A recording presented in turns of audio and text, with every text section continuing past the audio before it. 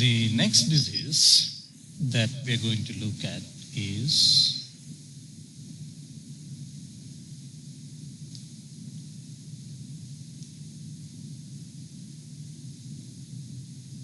genital herpes, which is caused by herpes simplex viruses. Let's look at some space here.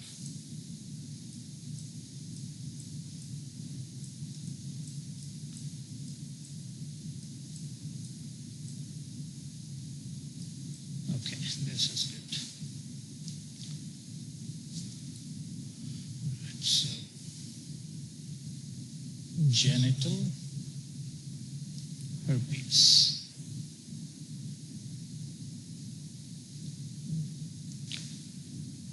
So genital herpes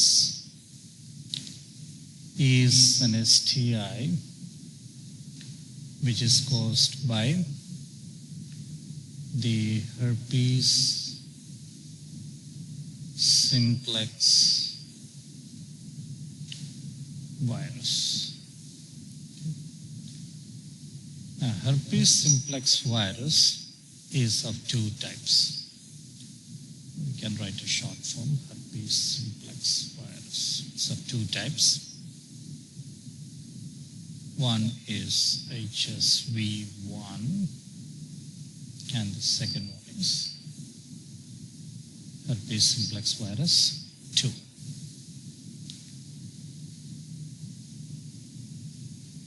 Now, let's consider this a person. Okay? And let this be the line that is demarcating the waist. Okay, so imagine this is the waist of the person.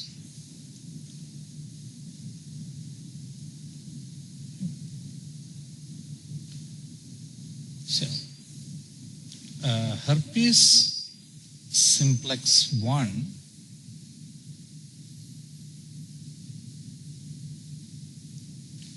it affects the regions above the waist, whereas herpes simplex 2 virus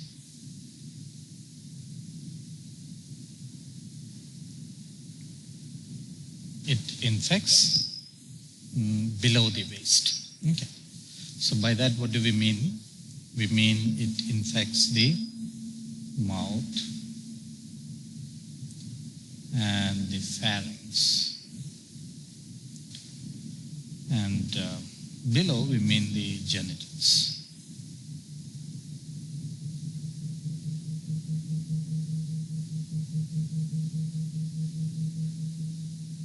Okay. So this is the concept. HSV predominantly infects the areas above the waist, whereas HSV2 attacks the mucosal layers below the waist. But this is not strictly true because there is, it is known that HSV can infect, HSV2 can infect the mouth and the pharynx, and HSV1 can infect the genitals. So the previous understanding is kind of modified.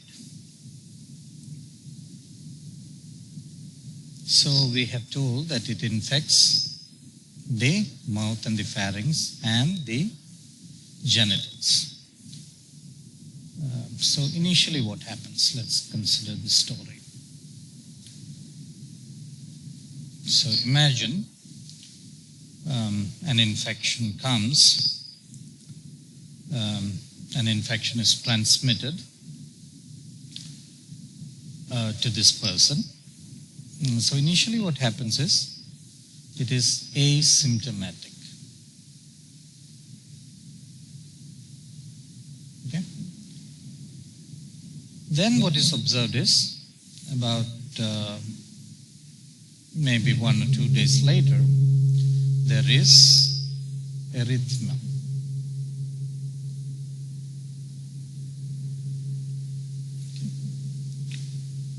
And maybe after 4 to 7 days, what is observed is that there is formation of papules. Okay. Then it is observed after a few more days maybe, there is formation of pustules. After that, there is formation of ulcers. And then, maybe in 2 to 3 weeks, there is formation of crusts.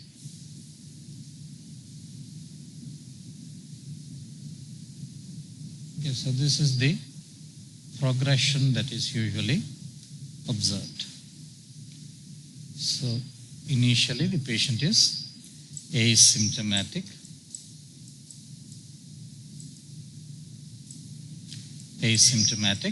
Then there is reddening, and that erythema means it becomes red, the tissue becomes red. And then there is papules. Papules are basically vesicles filled with fluid.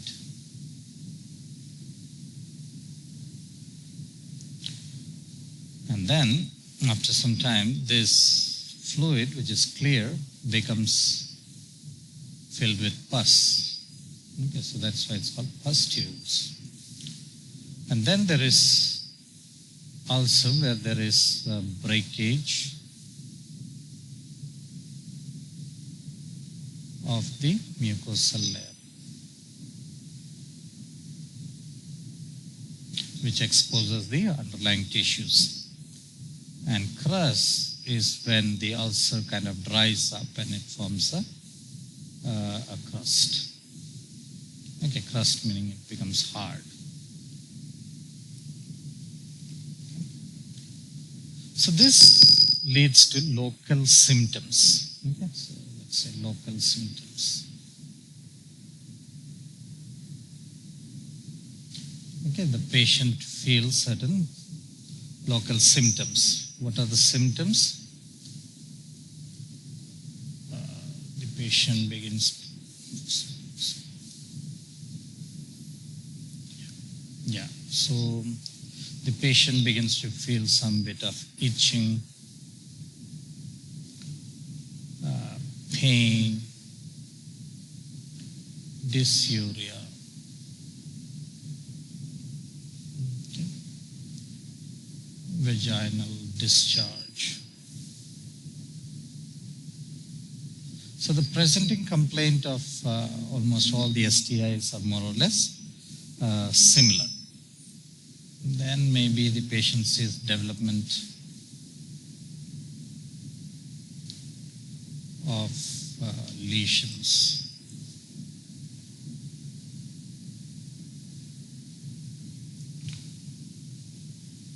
Or maybe tender inguinal lymphadenopathy.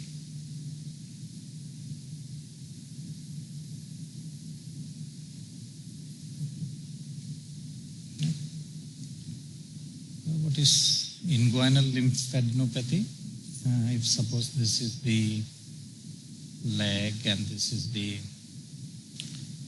groin. Groin is the connection, between the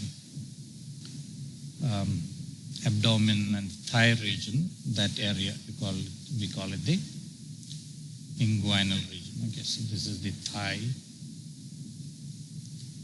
and that is the angle. If there is no thigh. Okay, so here you'll have the private parts. So this region is called the inguinal region. Okay, that region is called the inguinal region.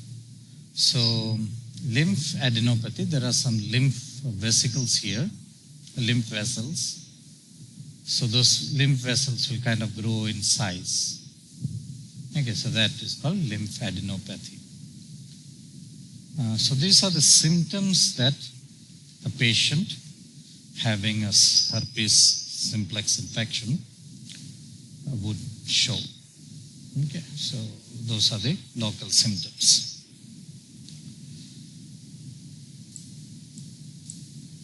The other symptoms that the patient would experience, let's classify them as males and females. So suppose this is the female, and we are talking about ulcers here, the lesions. Okay, so lesions would be seen in the labia majora, the labia minora,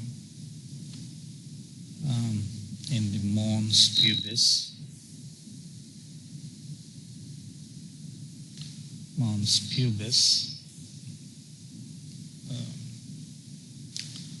in the cervix.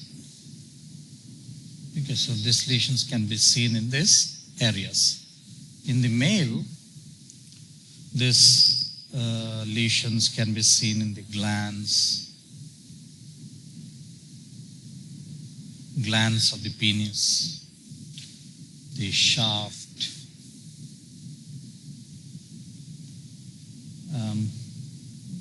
and sometimes in the perineal areas. Perineal area is in a female, it is the region between the vaginal opening and the anus. That region is called the perineal region. Okay, so lesions can be seen in these areas. Okay, and all these lesions leads to all these things, the symptoms that the patients would feel: itching, pain, dysuria, vaginal discharge. Okay, so due to the lesions in these areas, they experience these symptoms. And the important thing about the ulcers here is these ulcers are extremely painful. Okay. In the previous video, we talked about chancre. Now, chancre is painless, but the herpes ulcers, they are really painful. Yeah. If we don't treat the complications, if we don't treat herpes simplex virus infections, then there are complications. Okay, let's see what are the complications. The complications is sometimes there can be infections of the CNS, which can lead to encephalopathy.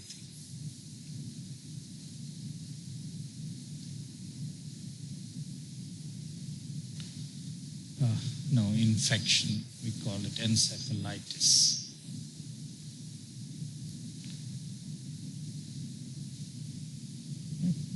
Sometimes it can cause acute keratoconjunctivitis. Okay, so this can lead to blindness.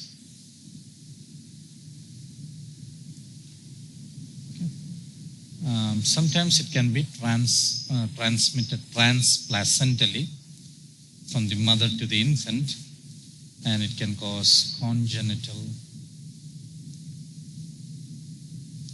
malformations.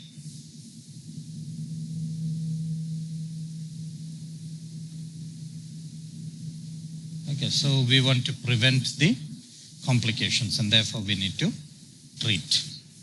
The other complication is this virus gets into sensory neurons the cell body of sensory neurons, and they live there. Okay, not live, they take up residence. Okay, they take up residence.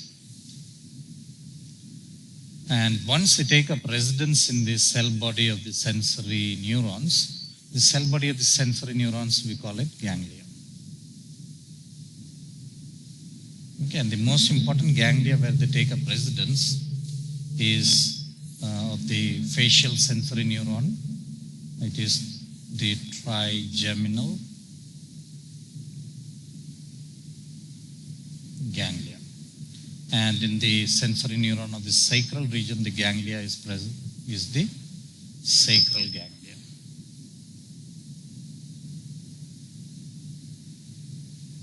Okay, so they take up residence in the sensory ganglia, and they will persist.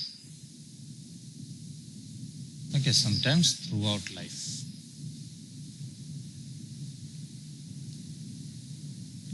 So when they persist, they needn't cause clinical symptoms, but later on when the person gets immunocompromised, then the infection really flares up. Okay, so there will be relapse. So we want to prevent the virus from taking up permanent residence as well. So we don't want encephalitis, we don't want blindness, we don't want congenital malformations, and we don't want the virus to reside in the body. And therefore, we try to manage it with drugs in the initial stage itself. So here again, we have got drug regimen. Okay. So the first one is, number 1 is acyclovir.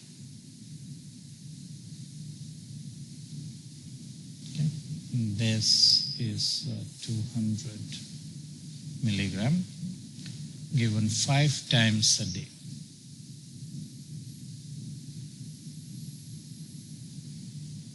And it has to be given for 10 days. Okay, the second regimen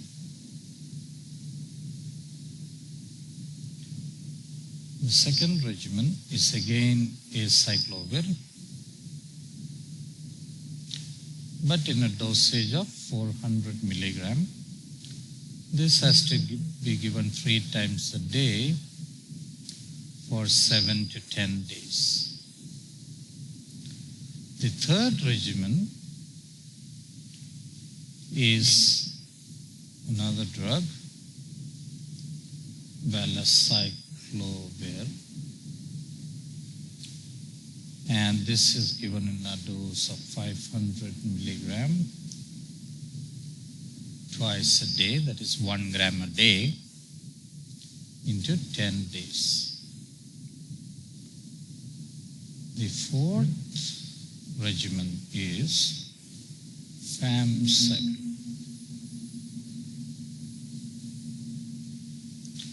This is given in a dose of 250 milligram.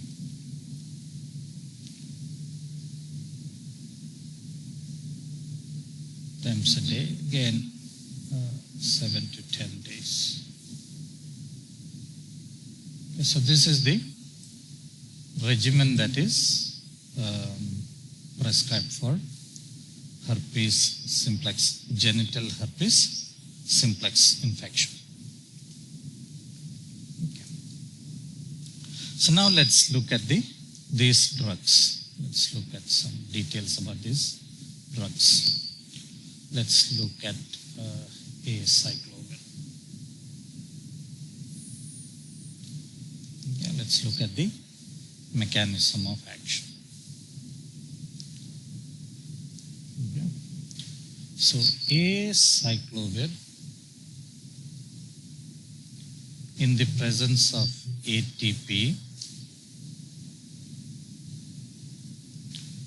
and we are talking about infected cells. Okay, meaning infected with herpes simplex virus. So there is an enzyme that the herpes simplex virus produces, and that enzyme is thymidine kinase.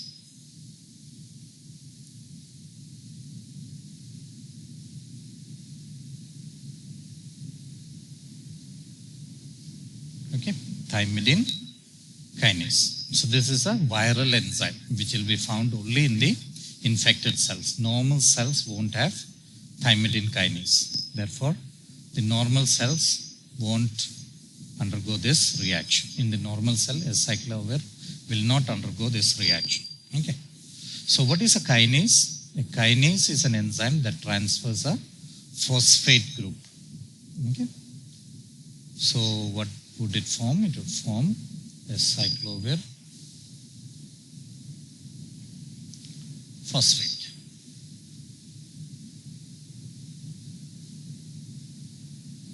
Okay. Acyclovir phosphate. This acyclovir phosphate will be acted upon by human enzymes, okay, which are present in the infected cell, and it will form acyclovir triphosphate. Okay. This acyclovir triphosphate will be used by the enzyme, the herpes simplex virus DNA polymerase,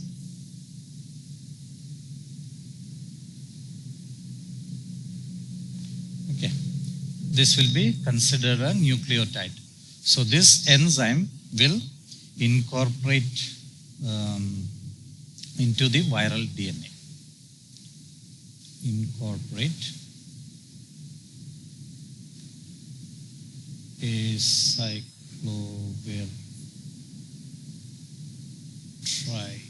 triphosphate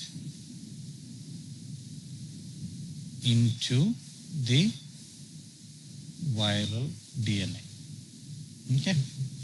Now this acyclovir is not the normal nucleotide. So what will happen is DNA synthesis will thus be inhibited.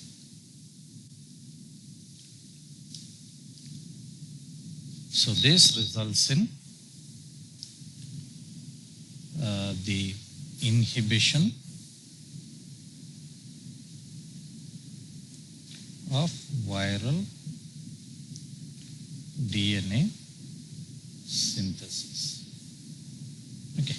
So the selectivity of this drug is the fact that normal cells don't contain thymidine kinase. Okay, only infected cells contain this.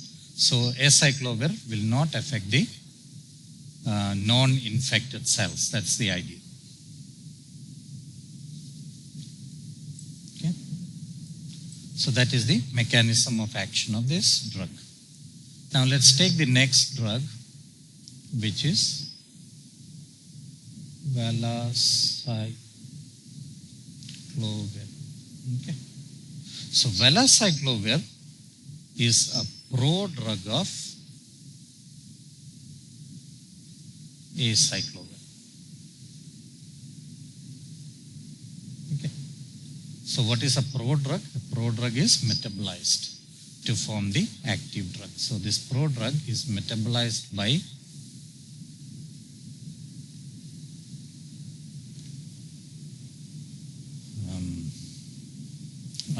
the intestinal wall. There are enzymes in the intestinal wall and also the liver. Okay. So it is metabolized by the enzymes in the intestinal wall and the liver to form acyclovir. So that's a prodrug. So the enzymes which are present here, they are basically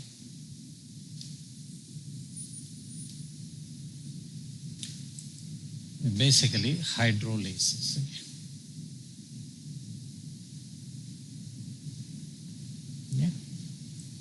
So it's basically brings about hydrolysis of valueless cyclovir to acyclovir. The next drug is, let's take famciclovir.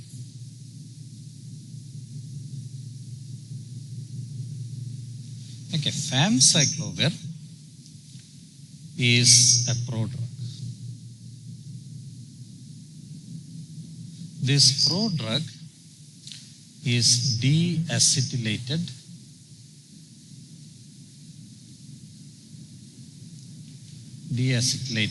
again by the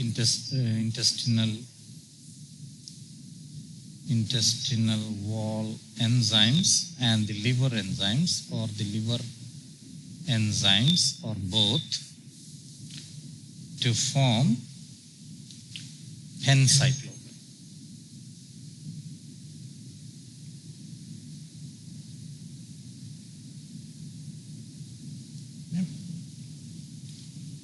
Okay, so penciclovir is basically an analog of acyclovir. Okay, so this is an analog of acyclovir. Okay, but penciclovir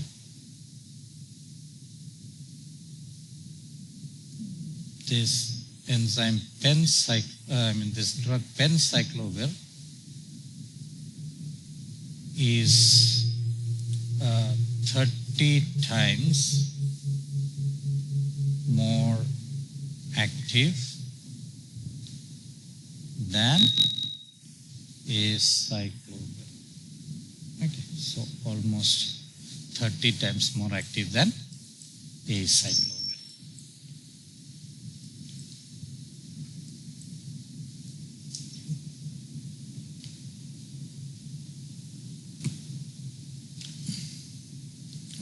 Now, see what is happening here.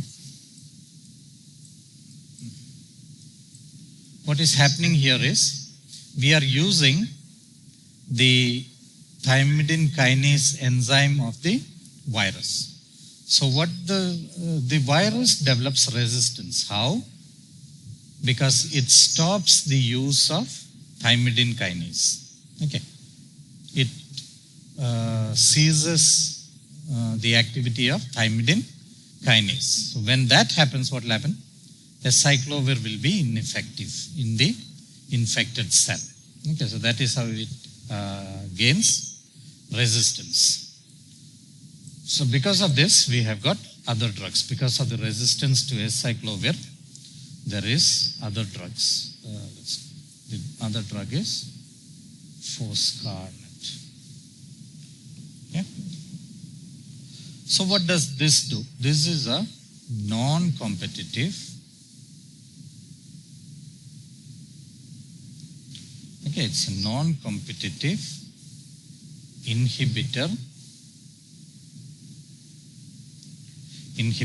of what? Viral DNA polymerase. Okay. So it binds to the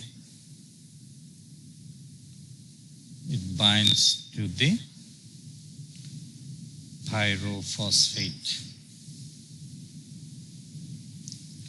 binding site of viral DNA. Okay.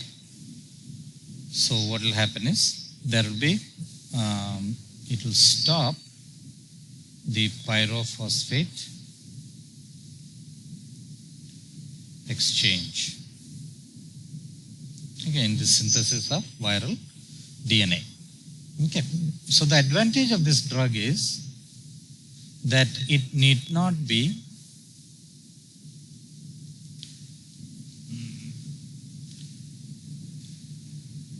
it doesn't need to be phosphorylated.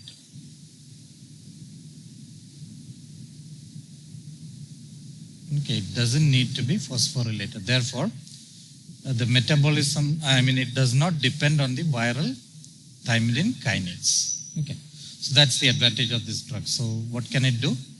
It can be used whenever there is resistance to acyclovir. Okay, so that is the advantage of this drug. There are other drugs too. For some reason this has become very slow. Okay. There are other drugs, as I was mentioning. There is a drug called cidofovir. Okay. This is actually an analog of deoxycytosine monophosphate. Okay, so again, this will act as a false nucleotide and prevent the DNA synthesis of the virus. Then there is other drugs, trifluridine. Okay, this is a pyrimidine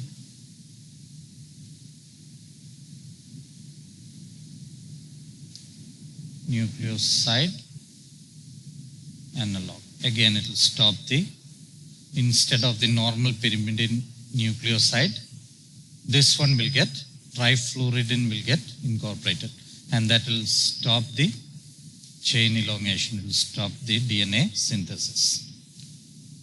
Then there is another biologic which is interferon alpha.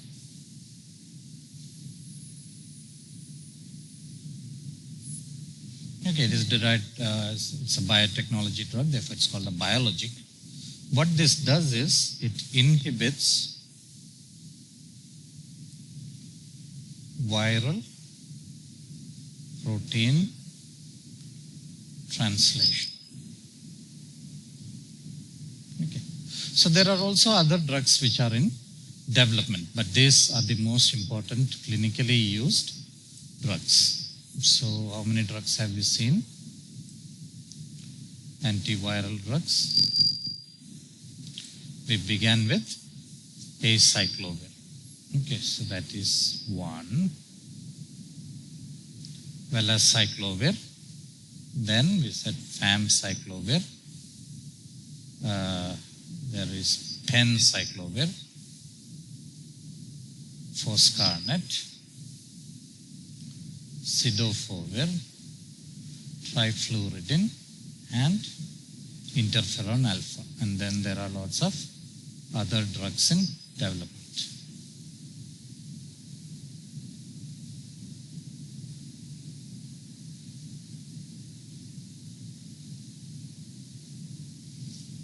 Okay. So these are the most important drugs which are used as anti-herpes virus agents. The next disease that we are going to discuss is trichomoniasis,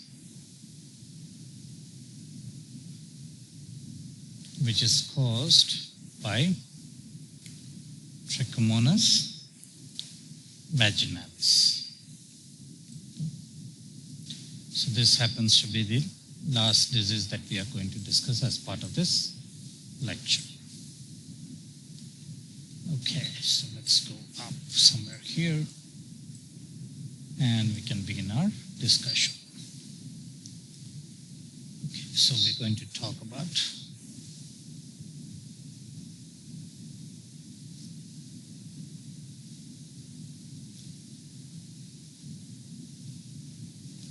trichomoniasis. Okay. So what is this? This is STI. I have noticed in the previous lecture, I have used sexually transmitted disease in place of sexually transmitted infection. So please be advised wherever I have mentioned that, I intended infection to be mentioned actually. Okay. So please bear that in mind. Right, so trichomoniasis is a sexually transmitted infection that is caused by the parasitic protozoan, by the parasitic protozoan, and the name of this protozoan is Trichomonas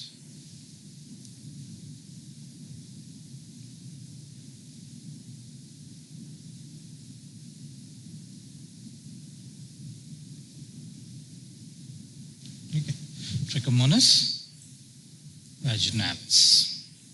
Now, this is a protozoan, so let's try to draw it. It looks something like this, hopefully. This is a very diagrammatic representation. It's got a nucleus. Okay, so this has got 5 flagella. Okay. So it has got 5 flagella. So this is the third one there, and the fourth one there, and there is a 5th one here. Okay, so there are 5. It has 5 flagella. One is within the undulating membrane of the parasite. Okay, so it's got 5 flagella. Okay, so this is basically a pear-shaped organism.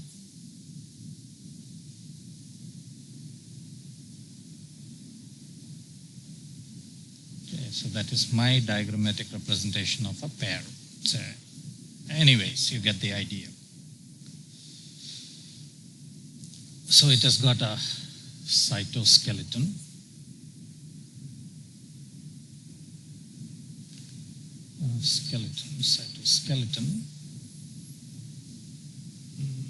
Cytoskeleton that is made up of actin and tubulin. Okay, and because of that it is motile, it can undulate and it can use the flagella to move around within the genital tract. And this parasite, however, it exists only in the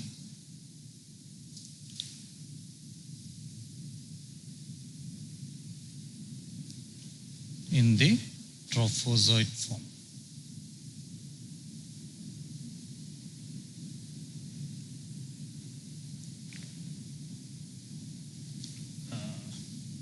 Trophozoite form. Okay, so what is a trophozoite form? Any idea?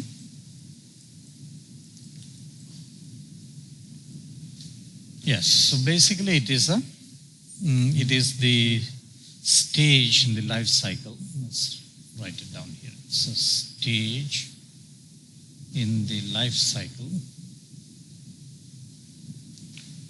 where it derives and uses nutrition from the host. So it's a metabolically active form of the protozoan. Okay. So usually protozoans have got a trophozoite form and a cyst form. A cyst form is a metabolically inactive form and a trophozoite form, and then it changes between the two.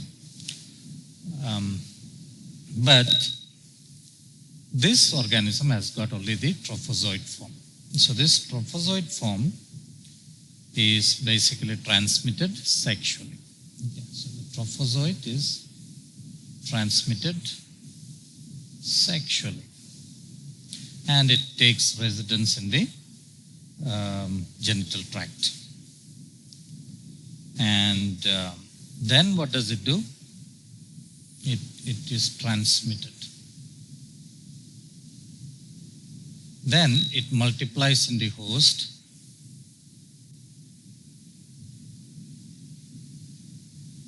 Usually by binary fission.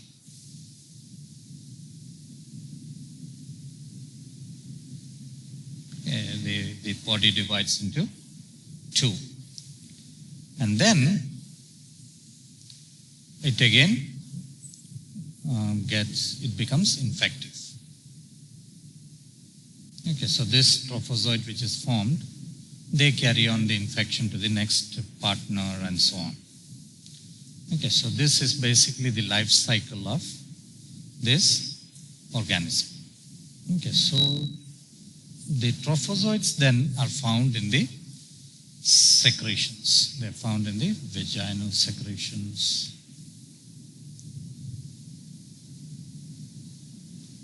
Okay, they're found in the prostate secretions.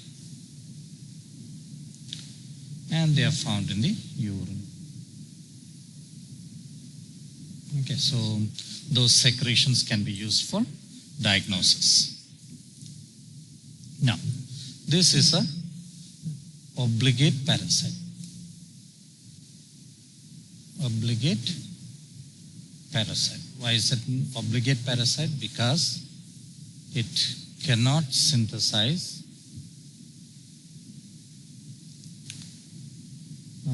purines,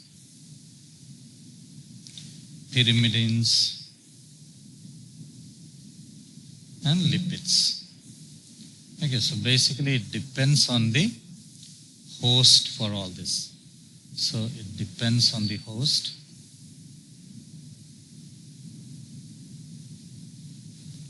Host for these things. Okay, so that is why it is a obligate parasite.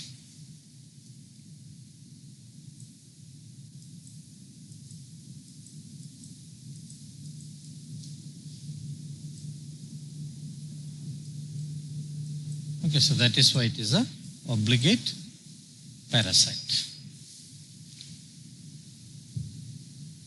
The infection itself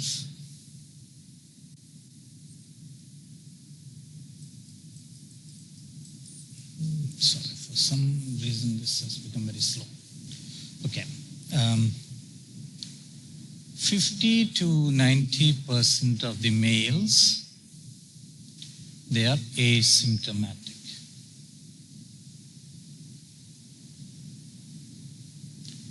Okay. And 20 to 50% of the females are also asymptomatic.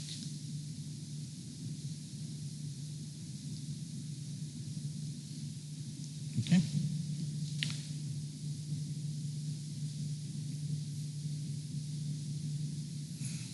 So the rest will be symptomatic. Okay, so almost 50% of the females will be symptomatic. And what are the symptoms? They'll have vaginal itching. They may have, again, dysuria.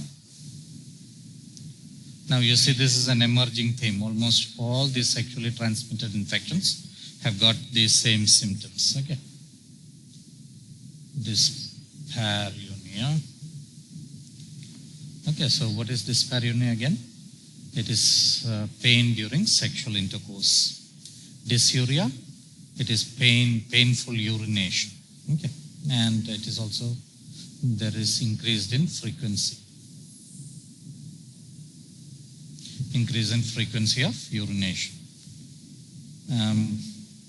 But what is most significant here is that there is a yellow colored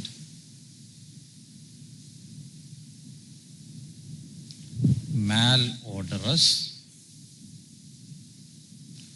discharge.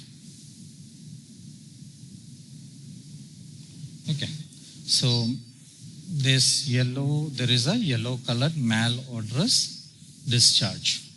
If we add potassium hydroxide to this discharge, then it will give a very fishy smell. Okay, so basically it's due to the amines.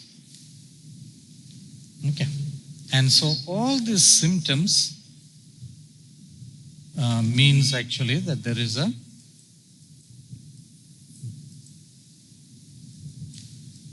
massive inflammation. Okay.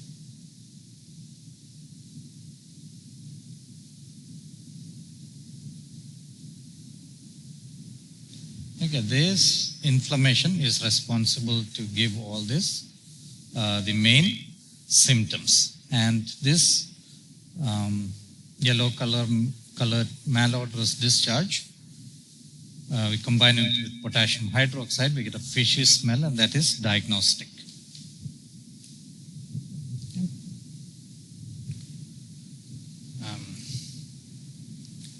So what is the problem with this infection? If we don't treat,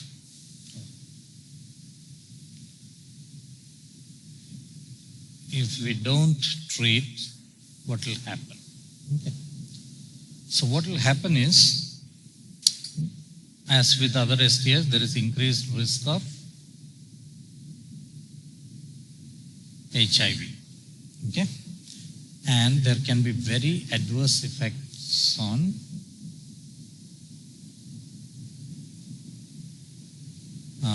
outcomes of pregnancy.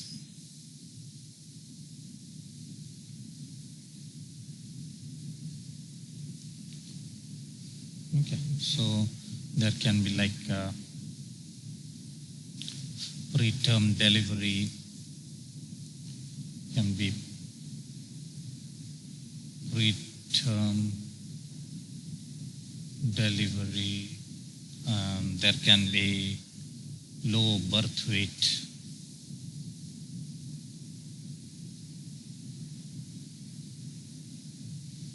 Okay, so those are the complications associated with this disease.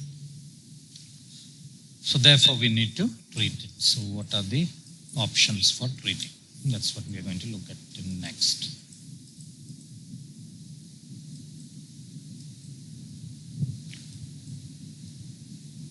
Let's look at the treatment.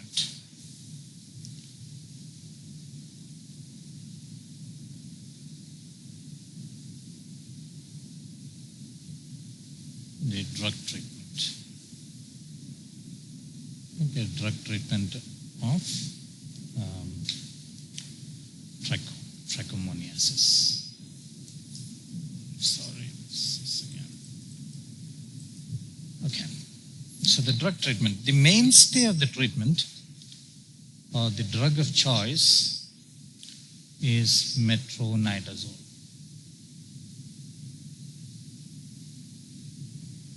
Okay, and it is given as a 2-gram single dose, and this can be administered either per orally or it can be given IV, okay, as a single dose. So people who can't tolerate 1 gram BID can be given. Okay, so people who can't tolerate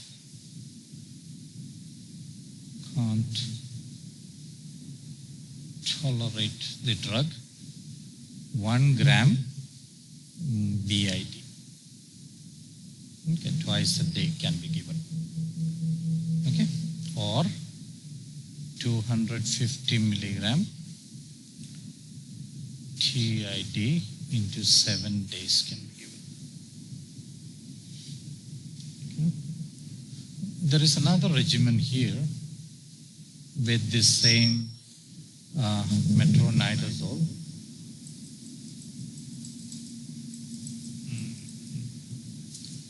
Okay, and that is 375 milligram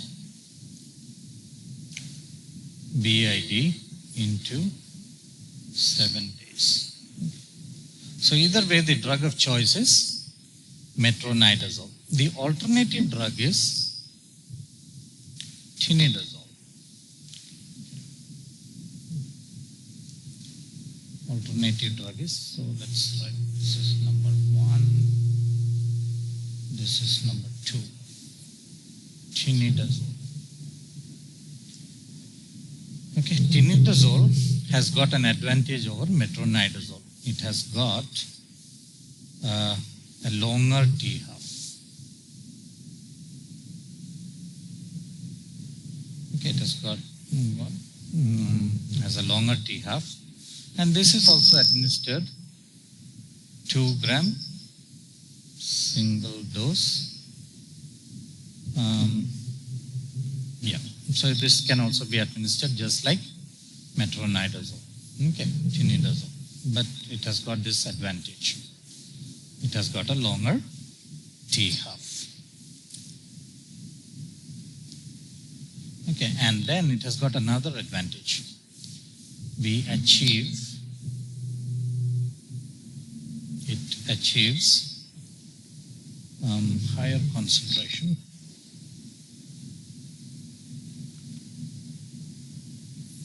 in the genitourinary tract.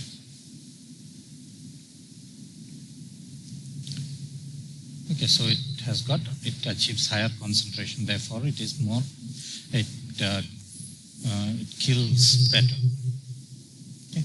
But the problem is, this drug is more expensive. So in third world countries, the drug of choice would be metronidazole anyways. Let's look at the mechanism of action of this drug.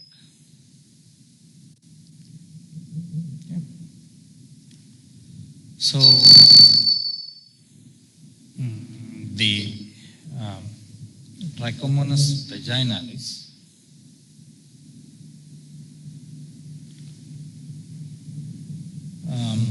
is basically micro aerophilic. Okay, meaning it requires very less amount of oxygen. Okay, and because they are micro aerophilic, they have something called ferredoxins. Okay, what are ferredoxins? Ferredoxins are basically proteins containing iron and sulfur. Okay, so they have ferredoxins. So because of these ferredoxins, what happens? They have got negative redox potential.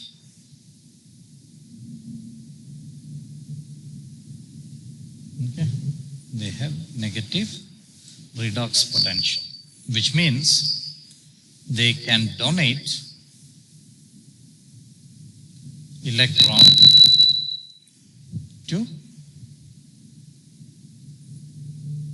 okay, they can donate electrons to metronidazole. They can donate, sorry.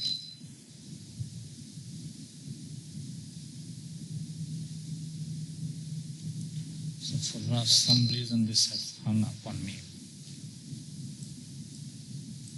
Okay. So they can donate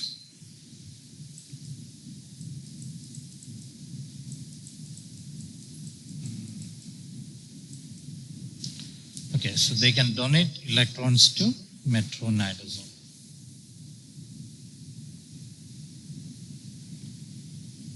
Okay. So when they donate electron to metronidazole, the metronidazole becomes, it gets a reactive nitro group. It becomes a reactive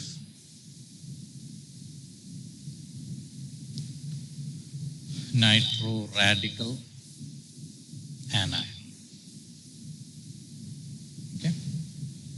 And this radical kills the organism by damaging either the DNA or other biomolecules.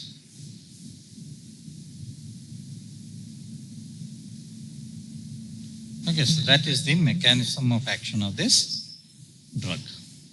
Okay, so when we do this experiment in vitro, it is observed.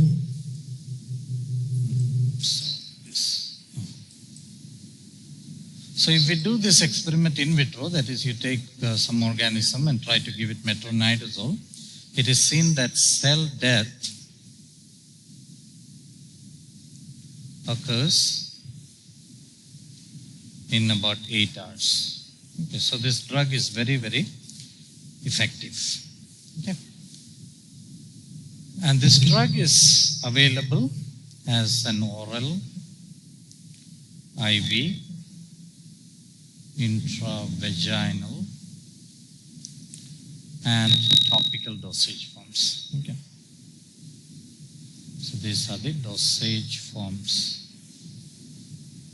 of metronidazole that is available clinically. So intravaginally it can be administered as a suppository.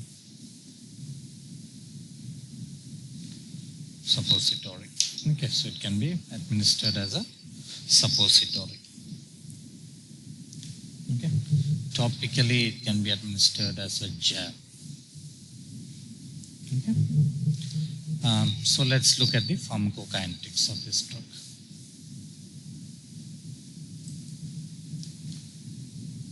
Pharmacokinetics. Let's look at absorption. Okay. So this drug is absorbed completely from the GIT. Okay. Let's look at the distribution. So less than 20% is bound to plasma proteins. Okay, so lots of free drug and then it can cause better effect. And it penetrates into almost all the tissues and fluids. Okay, like the vaginal fluid, the seminal fluid, saliva, breast milk, etc. Okay, it penetrates. Metabolism. Okay. Metabolism, it is metabolized in the liver, and there are two metabolites. Okay, so one is hydroxy derivative, and one is an acid. Okay. This hydroxy derivative is active. Again, it has got activity just like metronidazole. Glucuronides are also formed.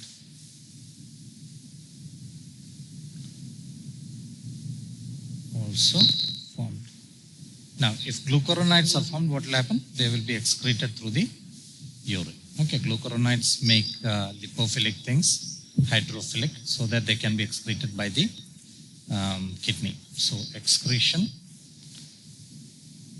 is in the urine. Okay, so that is the pharmacokinetics of this drug. It has got another important effect, okay, which we need to learn because it is clinically significant.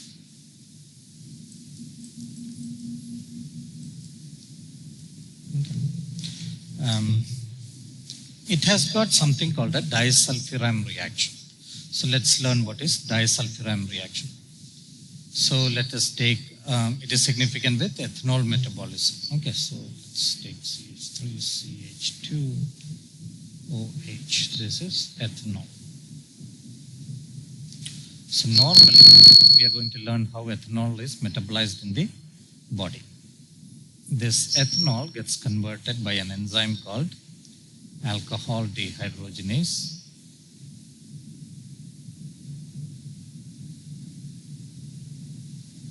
Okay. Alcohol dehydrogenase into aldehyde. Okay. Okay, ethanol. Ethanol. This aldehyde is again acted upon by an enzyme called aldehyde.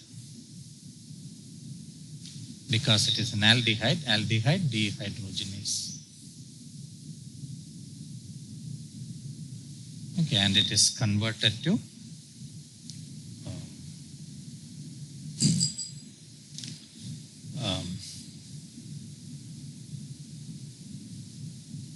ethanoic acid and carbon dioxide. It's liberated as a gas. So this is the metabolism of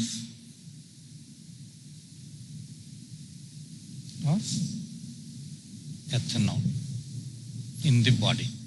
Okay, this takes place in the liver. Now what happens is there is something called ant abuse. Okay, so ant abuse is a drug which can force the person to give up alcohol. And what that was is a aldehyde dehydrogenase inhibitor. Okay, so the ant abuse drug inhibits aldehyde dehydrogenase. And the drug itself is called disulfiram.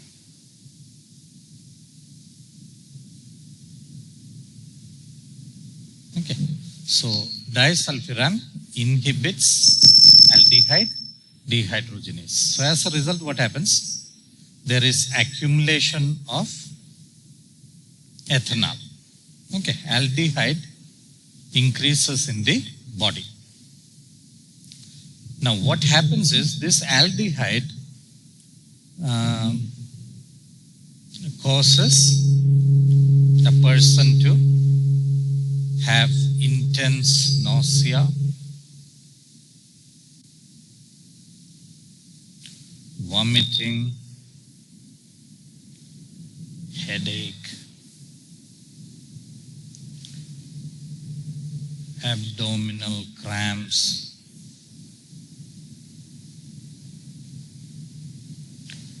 flushing, and rapid heart rate. Okay. So these things are not very pleasant. So the idea is there is an alcoholic. The alcoholic drinks alcohol. To this person, someone gives disulfiram, because of which aldehyde accumulates in his body, because of which he begins to have nausea, vomiting, headache, abdominal cramps, flushing, and a rapid heart rate. So every time he consumes ethanol, this reaction happens in the presence of disulfiram. And because it is unpleasant, the person will stop or quit drinking ethanol. Okay, so that is the idea behind disulfiram. Okay. So our drug metronidazole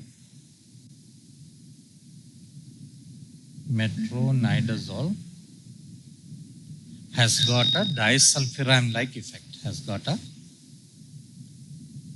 disulfiram-like effect. So if metronidazole is given to an alcoholic, then the alcoholic will begin to show all these symptoms. So we should have this in mind. So it has got a disulfiram-like reaction. So metronidazole has got a disulfiram-like effect. Okay. So then let's look at the toxicity of this drug. Okay. This drug can cause headache, nausea, can cause dry mouth. What is important is it can cause some metallic taste. Okay, so that is important for us to remember. And it can cause a super infection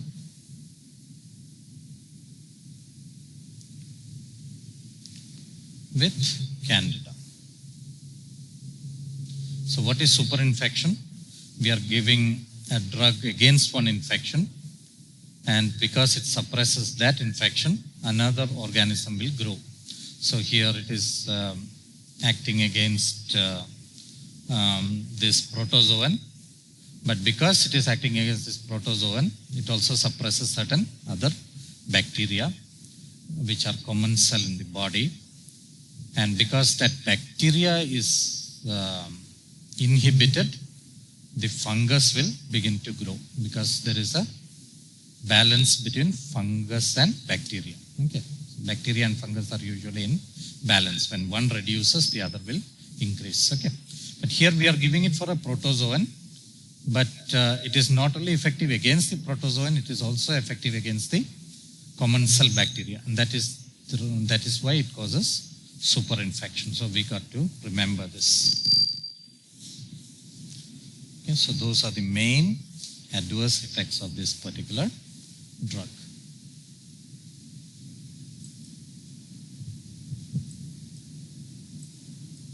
Okay.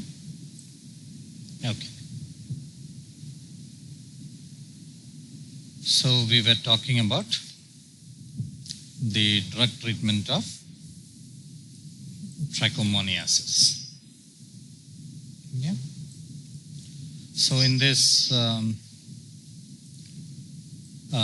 3 segments of our discussion, our lecture, we have talked about physical injury, and we have said that a disease is not a physical injury, but it has got signs and symptoms. And we have said what is an infection. Okay. And then we have talked about what are sexually transmitted infections. And we said we have got the most commonly encountered STIs, which are chlamydia, Neisseria, treponema, herpes, and trichomonas. Okay. They cause respectively chlamydia, gonorrhea, syphilis, herpes, and trichomoniasis. So we have talked about all the drugs which are used, the main drugs which are used in the treatment of uncomplicated diseases. Uncomplicated gonorrhea, uncomplicated syphilis, uncomplicated genital herpes, and uncomplicated trichomoniasis. What is uncomplicated? Meaning there is no other systemic infection. So the initial infection, how it is being treated, is what we have covered. So that brings us to the end of the main agents which are used in the treatment of sexually transmitted infections. Okay.